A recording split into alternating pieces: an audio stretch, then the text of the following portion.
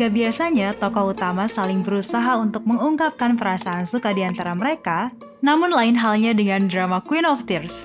Dua sejoli di drama ini berusaha untuk menemukan kembali dan memaknai ulang apa itu cinta sejati yang pernah tumbuh di antara mereka. Tidak hanya itu, Queen of Tears juga berhasil menyajikan formula cerita yang baru dan berbeda. Biasanya drama romansa diawali dengan kisah pendekatan antara pemeran utama, kemudian konflik hubungan yang terjadi di antara mereka, hingga akhirnya mereka menikah dan berakhir bahagia. Sedangkan drama ini langsung diawali dengan konflik pasangan yang sudah 3 tahun menikah, Baek Hyun-woo dan Hong Hae-in. Hubungan keduanya merenggang hingga diambang perceraian. Kehilangan buah hati yang sudah sangat mereka nantikan menjadi salah satu faktor utama penyebab retaknya hubungan rumah tangga ini. Tidak seperti layaknya pasangan suami dan istri, mereka melalui banyak perdebatan serta pertentangan yang tidak sejalan.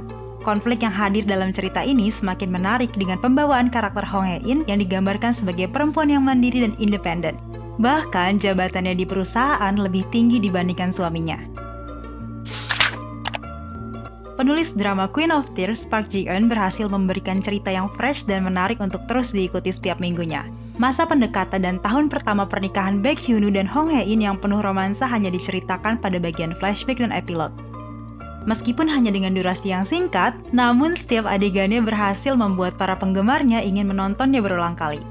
Pada pertengahan episode drama ini, setelah banyak konflik yang harus dihadapi oleh para pemeran utama, perkembangan hubungan antara Baek Hyun-woo dan Hong Hae-in semakin membaik.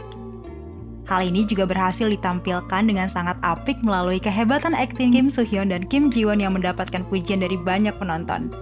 Namun, menjelang episode terakhir, jalan cerita yang disajikan semakin melebar dan tidak terfokus pada hubungan Hong Hae-in dan Baek Hyun-woo. Penyelesaian masalah yang kurang sehingga banyak plot hole yang masih belum terjawab. Banyak penonton yang menyesalkan hal ini. Nah, kalau menurut kamu, apa yang membuat kamu tetap bertahan untuk terus menonton drama ini sampai akhir? Para pemainnya atau alur ceritanya?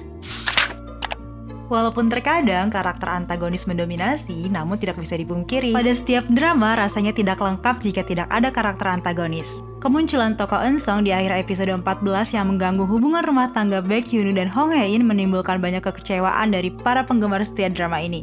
Eun-sung menjadi penyebab utama Baek Hyun-woo harus terpaksa dipenjara. Hal itu yang membuat Hong Hae-in tidak bisa melihat suaminya saat selesai operasi.